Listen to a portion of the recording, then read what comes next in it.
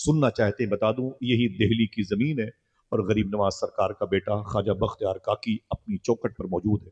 اکیلے نکلے ٹہلتے ہوئے جمنا ندی کے کنارے پر خواجہ بختیار کاکی سننا، اور صرف آپ کا سننا ہی میرے لیے سب سے بڑا نظر ہے، سمجھ رہے؟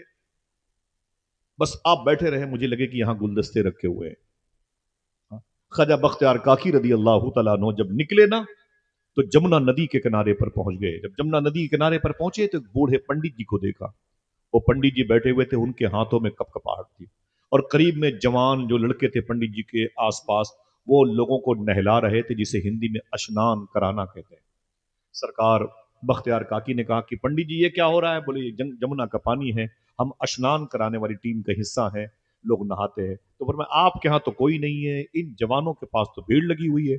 پنڈت جی کی آنکھ میں آنسو آ گیا، کہا جب تک ہم بھی جوان تھے لوگ ہم سے نہاتے تھے، اب بوڑھے ہو گئے تو کوئی ہمارے پاس آتا ہی نہیں، میرے چولہے بوجھے ہوئے ہیں، میرے بچے گھر میں بھوکے رہتے ہیں، کیا بتاؤں، میرے پاس کچھ کھانے کو ہوتا ہی نہیں، کوئی مجھ سے اشنان، کوئی مجھ سے نہاتا ہی نہیں ہے۔ سرکار خواجہ بختیار کاکی واپس چلے آئے، اپنا ہولیا بدل کر کے پھر اسی پنڈت جی کے پاس گئے اور جا کے بولے پنڈت جی مجھے اشنان کرنا ہے۔ کوئی سمجھ رہا ہے؟ اللہ اللہ قبول فرمائے آپ سب کو۔ کیا کہا؟ پنڈت جی مجھے اشنان کرنا ہے۔ تو پنڈت جی نے وہ مٹی کے برتن سے پانی نکال کر کے عمران بھائی وہ نہلانا شروع کیا۔ جب نہا سے فارغ ہو چکے نہ تو فرمایا کتنے پیسے ہوئے؟ تو پنڈت جی نے کہا کہ مثال کے طور پر 5 روپے ہوئے۔ تو خواجہ بختیار کاکی نے اپنی جیب سے 10 روپے نکالے، اپنی جیب سے 10 روپے نکالے، اور جیسے ہی پنڈت جی کو 10 روپے دیا تو پنڈت جی نے کہا یہ زیادہ ہے، کہا رکھ لو۔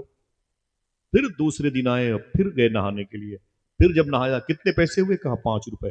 یہ ممبر کے سارے علماء کرام کے لیے اور آپ کے لیے آئیڈیل ہے۔ اس وقت جو تڑپتی ہوئی ہماری دکھتی رگ ہے، اس کو ساکت و جامد کیسے کیا جائے، میں اس کے علاج کی بات کرتا ہوں، میں اس کے علاج کی بات کرتا ہوں، اس کے علاوہ کوئی علاج نہیں ہے۔ اللہ کے رسول کی مبارک آئین اور آرٹیکل سے میل کھاتا ہے۔ غریب نواز کے ہونے سے اس ملک میں غریب نواز کا قانون چلے گا۔ ایک بات یاد کر لو، یہاں دہشت گردی غنڈہ گردی نہیں چلے گی۔ ان کا قانون کیا تھا؟ تو آپ نے فرمایا کہ کتنے پیسے ہوئے؟ کہا 5 روپے۔ آپ نے اس دن 15 روپے دیے۔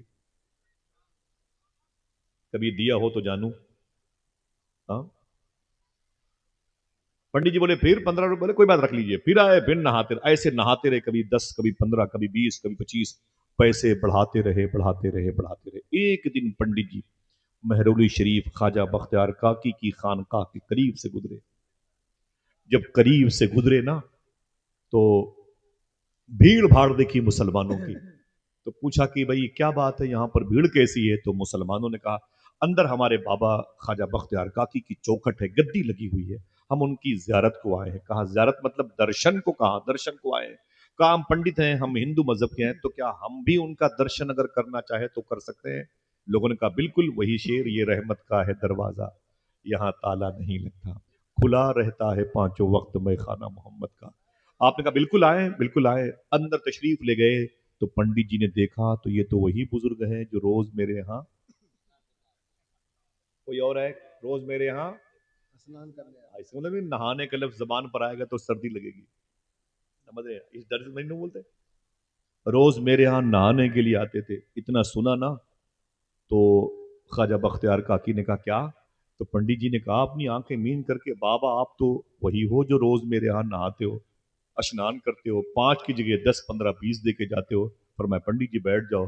جب وہ بیٹھ گئے فرمایا کہ ہاں میں وہی ہوں، ہاں میں وہی ہوں۔ تو معلوم ہے کیا کہا؟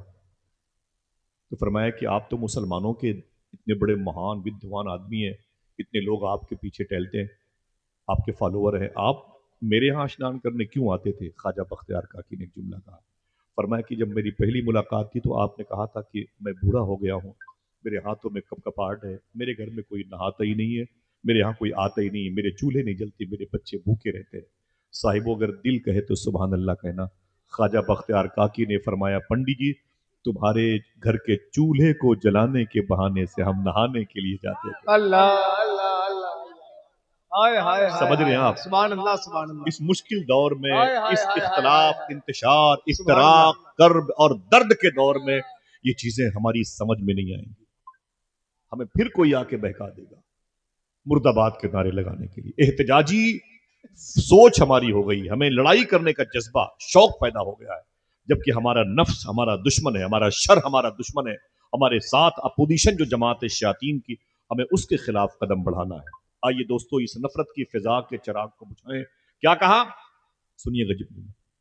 मैं तेरे घर के चूल्हे को जलाने के लिए अपना होलिया बदल के नहाने के लिए आता था। पंडित जी ने क्या कहा, कहूं? पंडित जी ने कहा, अब समझ में आया है, नहा आप रहे थे धुल मैं रहा था। हाय हाय हाय, हाय हाय हाय हाय हाय। वाह अब वाह समझ में आया है, नहा आप रहे थे और धुल मैं रहा था। अब देर न करें साहिबो, दिल कहे तो बोलना, अब देर न करें ऐ ख्वाजा बख्तियार काकी, कलमा पढ़ा के मुझे मुशर्रफ ब इस्लाम कर दीजिए। समझ रहे हैं, ये बुजुर्गों की वो अजीम काविशात थी जिन्होंने पत्थर का जवाब मोम से दिया, लेकिन पत्थर को शिकस्त होने में देर न लगी। आज ये चीजें हमारे यहाँ नहीं, मुसलमानों के दरवाजों पर मालूम है लोग भूखे मर जाते हैं। कैसे मुसलमान हैं यार? मुसलमानों के घरों में नॉन मुस्लिम बच्चियां जवान रहती हैं, उनकी शादी की दुआएं कभी हम मांगते नहीं। माफी चाहता हूं, हमारी बच्चियां इसीलिए आवारा हो गई। हमारे घर के शादी के कैंपस में रोटियां शीरमाल हमारे नौजवानों की उंगलियों में गर्दिश करती हैं, फिर सेल्फी लेकर के उन्हें भेजा जाता है। मालूम है, जब कभी किसी खाने की डिश की तस्वीरें आप नश्र करते हैं, भेजते हैं इंस्टाग्राम पे, व्हाट्सएप पे, आज मैं तुम्हें उसके खतरे से आगाह करता हूं। सूफिया फरमाते हैं, जब होता है आओ चलो चलते हैं, आराम करते हैं, उन्हीं आराम ना करने वालों में आप हैं। क्या आपने उनके जज्बात और एहसासात के चिराग को बुझा दिया? अब मैं आपको देख के एक शेर पढ़ सकता हूँ, आशिक ने दो कदम में दरे यार पा लिया, आशिक ने दो कदम में दरे यार आशिक पा ने लिया। दो कदम में दरे यार, वाह वाह वाह। आशिक ने दो कदम में दरे यार पा लिया, और जाहिद का खानदान अभी तक सफर में है। हाय हाय हाय हाय हाय हाय। आशिक ने दो कदम में दरे दरे यार यार पा पा लिया, लिया, जाहिद का खानदान अभी तक सफर में है। जाहिद सुभान अल्लाह सुभान अल्लाह। जाहिद का खानदान अभी तक सफर अरे में सुभान है। अल्लाह। आशिक ने दो कदम में दरे यार पा लिया। माइक बहुत अच्छा है, मेरी बहनें, मैं माजरत चाहता हूँ। अल्लाह ताला आपको मखदूम कायनात के नालेन की बरकतों का गुसाला अता फरमाए, आमीन कह दें। आमीन आमीन।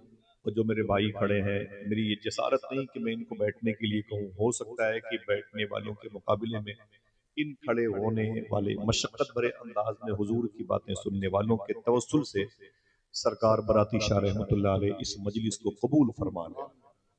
ये सख्त सर्दी है और मैं तकलीफ में आपको देखना नहीं चाहता, लेकिन मैं माजरत चाहता हूँ, मेरे देर में आने की वजह भी मैं खुद हूँ।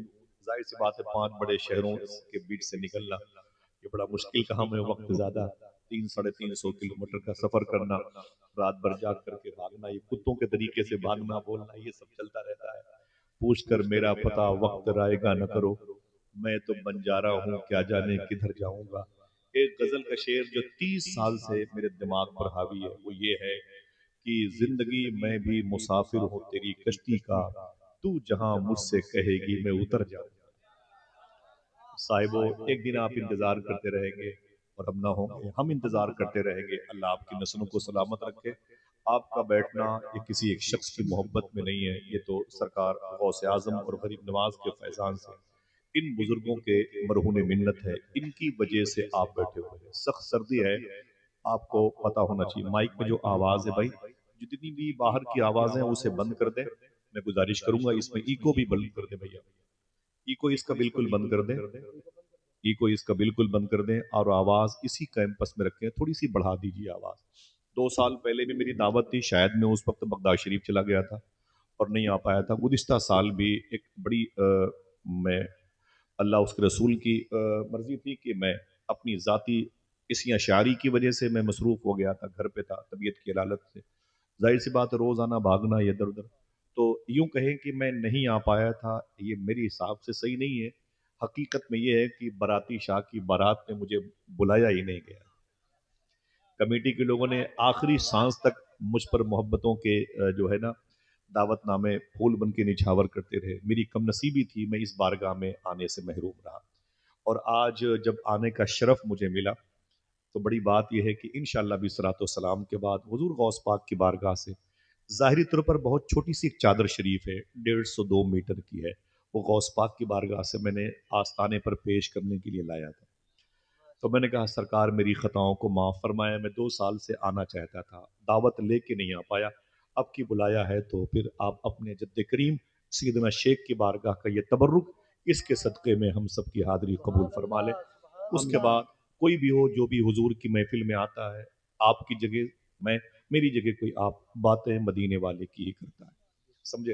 اور میں اپنے بڑے بھائی مفتی توحید عالم صاحب قبلہ جو چرہ محمد پور میں اپنی علمی بساط کو کے کینوس کو بہت کشادہ کیے ہوئے ہیں، ان کے اخلاق اور مہتاب نظامی صاحب بھائی کی دعوت پہ میں 2 سال سے میں یہاں پر سر کے بل آنا چاہتا تھا، اور آج اپنے دل کو میں نے کارپیٹ بنا لیا، آئیے اور جاتے رہیے اسی پہ آپ سب۔ ماشاءاللہ محترم ہمارے پردھان جی ہیں اور محترم جمیل ٹھیکیدار صاحب ہیں۔ میں راستے میں تھا تو میں نے سوچا کہ کیا گفتگو کروں، کیا باتیں کروں آپ سے، تو مجھے میرے بزرگوں نے، ان بڑوں نے کہا کہ بات کریں بس اسی غوث اعظم سرکار کی۔ تو یہ جو میں آیا ہوں، اگر یہی اکتوبر میں محفل ہوتی تو شاید پھر میں بغداد شریف چلا گیا ہوتا، کیونکہ بغداد شریف میں تھا، اور اگر یہی محفل 20 دن کے بعد ہوتی تو پھر میں بغداد شریف میں ہوتا۔ تو آج اس درمیان میں یہاں ہوں تو دعا کرو، تصور میں غوث پاک کا کرم ہو جائے کہ جتنے لوگ یہاں پر بیٹھے ہیں وہ زندگی میں ایک مرتبہ غوث پاک کے آنگن میں بھی بیٹھنے کا شرف پا جائے۔ چلیں گے انشاءاللہ؟ دل سے بولے چلیں گے، انشاءاللہ ہاتھوں کو اٹھا کے بولیں لبیک یا غوث اعظم۔ لبیک یا غوث اعظم۔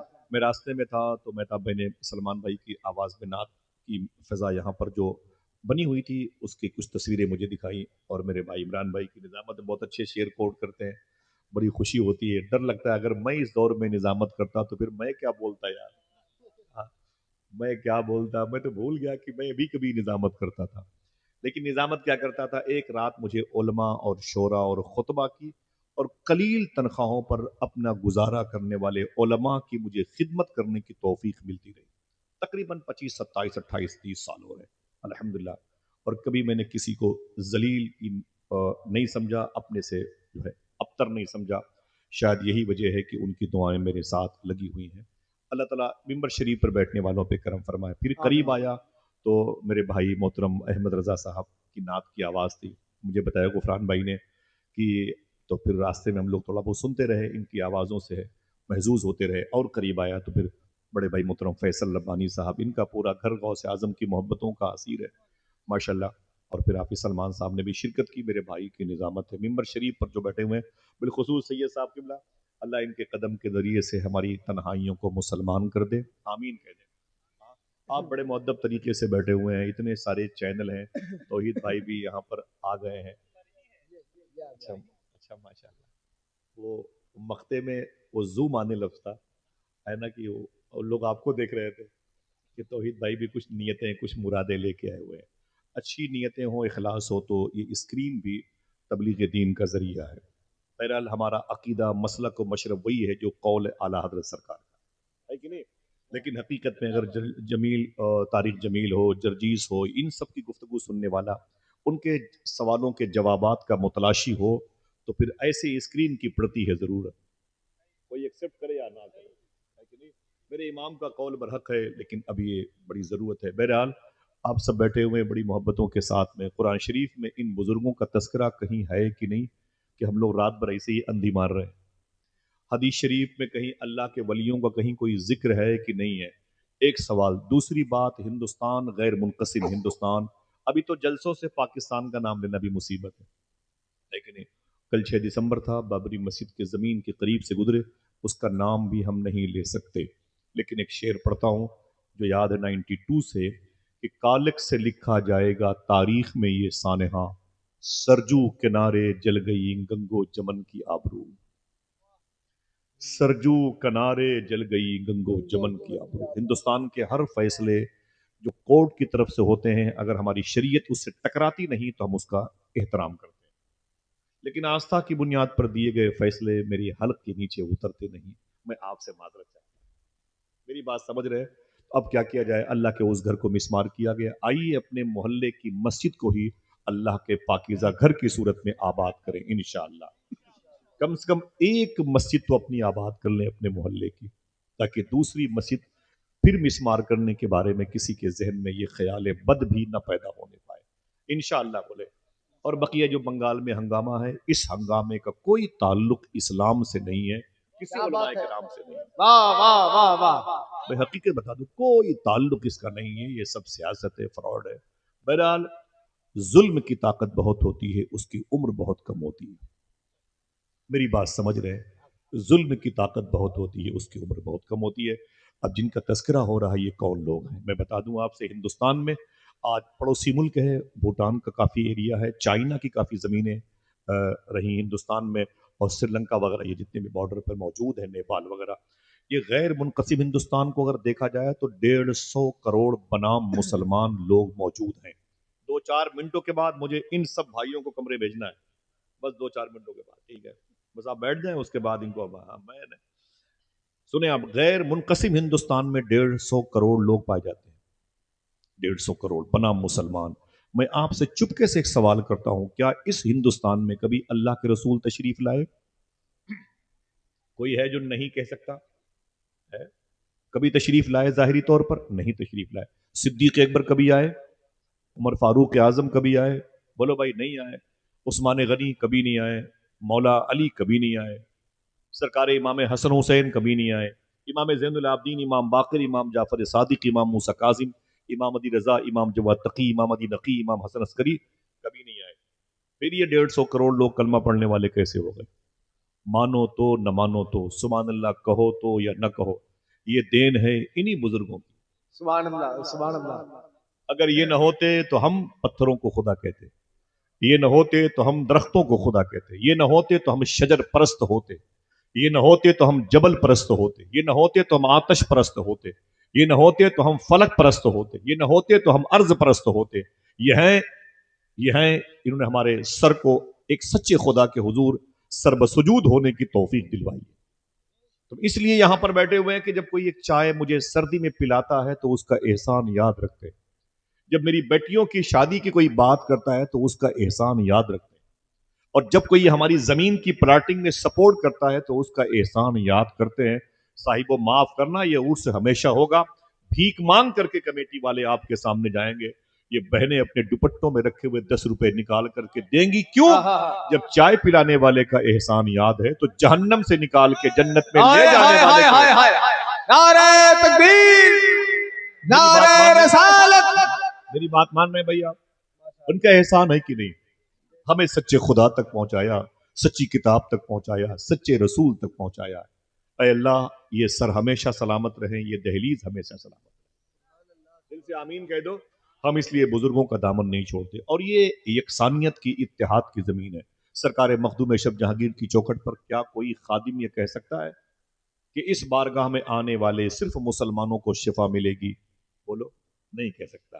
کیا کوئی غریب نواز سرکار شہنشاہ ہند عطا رسول تاجدار چشت ہشت بہشت کی بارگاہ کا خادم یہ کہہ سکتا ہے کہ اجمیر میں صرف مسلمانوں کے آنے پر دروازے کھلے ہوں گے، بقیہ نان مسلم کے دروازے بند ہوں گے؟ جس دن ایسا کوئی خادم کہے گا، غریب نواز اسے اٹھا کے باہر پھینک دیں گے. کیوں؟ یہ رحمت کا ہے دروازہ، یہاں تالا نہیں لگتا، کھلا رہتا ہے 5 وقت میں خانہ محمد کا. یہ دربار، یہ درویش فقیروں کی، ملنگوں کی زمین ہے. وہ ہندو ہو، مسلمان ہو، عیسائی ہو، سکھ ہو، سب کے لیے دروازے کھلے ہیں. سمجھ رہے ہیں؟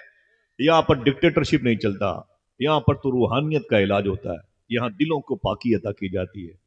اگر یہ اس یقین پر بیٹھے ہیں تو آپ ان بزرگوں کے احسانات کو یاد رکھیں. نعرے لگاتے لوگ مسلمانوں کی دکان سے سامان نہیں خریدیں گے، لگانے دیجئے، لیکن اے مسلمانوں تمہیں یہ نعرے لگانا ہے کہ کوئی ہندو ہو کہ مسلمان ہو، ہم ہر غریب کی دکان سے سامان خریدیں گے. ہاتھوں اڑا کے بولے انشاءاللہ. انشاءاللہ ہم اپنی دکانوں کے سامنے کسی کو پیاسا نہیں مرنے دیں گے، اپنے چوکھٹ کے سامنے کسی کو بھوکا نہیں مرنے دیں گے. اور بہنوں، تمہارے یہ بھائی، تمہارے شوہر گھروں سے باہر رہتے، دروازے پر تمہارا قبضہ ہے. جب کوئی دربار تمہارے دروازے پر کوئی فقیر بن کر کے آئے نا، تو یہ مت دیکھنا کہ اس کا دھرم کیسا ہے، یہ دیکھنا اس کو بھی اسی خدا نے پیدا کیا جس نے تجھے پیدا کیا. سمجھ رہے ہیں؟ انشاءاللہ تمہارے دسترخوان سلامت ہیں تو تمہاری نسلیں سلامت رہیں گی انشاءاللہ. یہ ہندوستان ہے، ہندوستان کی زمین پر بزرگوں کا اصول چلا ہے. ہمیں نہیں پتا کہ یہاں اسلام کیسے پھیلا ہے. اگر ایک بات خاموشی سے بغیر کسی نعرے کے لگاتے